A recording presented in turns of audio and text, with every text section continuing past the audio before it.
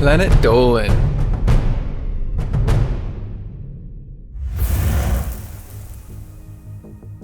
What was the Trojan horse really for? What's the truth behind the horned helmets of the Vikings? And how did Abraham Lincoln usually feel about slaves? Here are 10 things you think you know about history turned upside down. I'm Pringle the One, and today I'll be your narrator.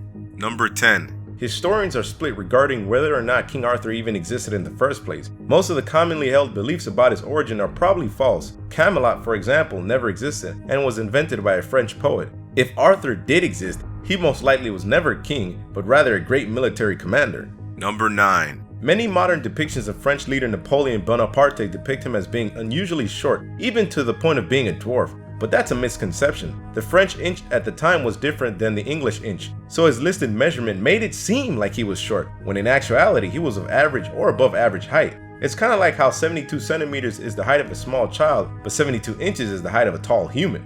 Number 8.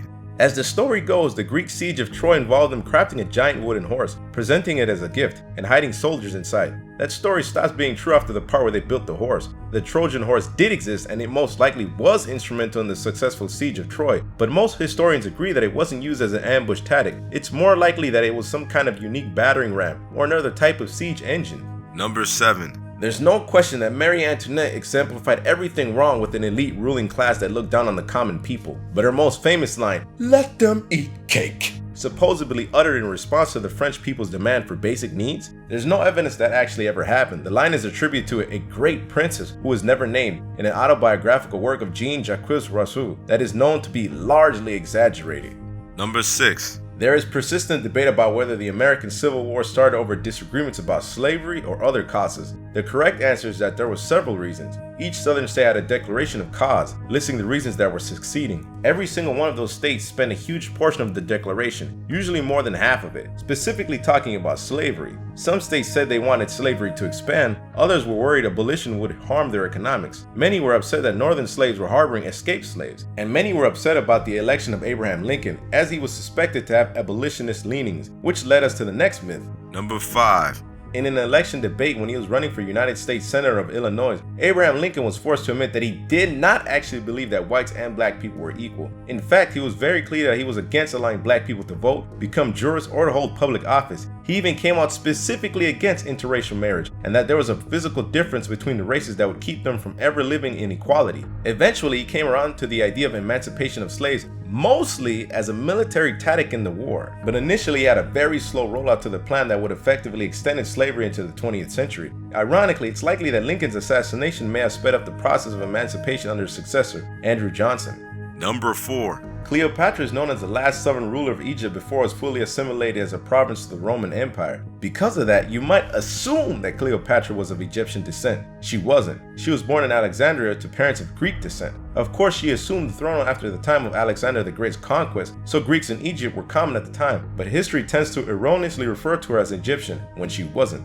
Number 3. The Vikings did go to battle a lot, and they wore helmets, but horned helmets? Absolutely not. That is a myth that most likely started around the 1800s, as depiction of Vikings in art and opera had them wearing horned helmets. However, art from the actual era of the Vikings show them wearing round helmets of iron or leather. Further complicating the issue is that there are reports of northern Europeans wearing horned helmets, and there is evidence of them existing. But historical evidence point to this style of helmet going out of style more than 100 years before the era of the Vikings. And even then, they wouldn't have been worn in battle. They were probably used as ceremonial headgear by priests. Number 2.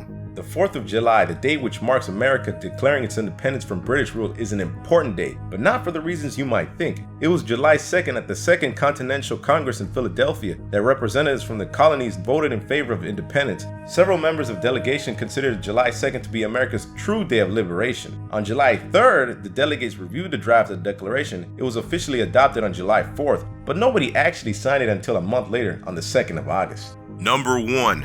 If you name a single thing you learned about Christopher Columbus, there's a very good chance it's wrong. He didn't discover America, he never even set foot on the American mainland. He made 4 trips across the Atlantic Ocean and landed in the West Indies each time. He also wasn't the first to theorize the world was round. That had been well known since days of the ancient Greeks. His theory was actually that the world was much smaller than what was widely believed, and that a westward trip to Asia would be easy. He was very wrong, but that didn't stop him from landing in Hispaniola and becoming one of the most ruthless slavers and colonizers in history. Upon hearing of his atrocities, the Spanish crown ordered him removed from his post as governor and arrested for tyranny. You can't discover something that was already discovered by plenty of people, the indigenous people, of course. Check out the latest Dolan card update, Nixiumville, a new character, heaps of new skins, a new power up, new level, daily missions and offline mode. Download from the Android or iOS App Store and start racing today for free. Hope you guys enjoyed the video.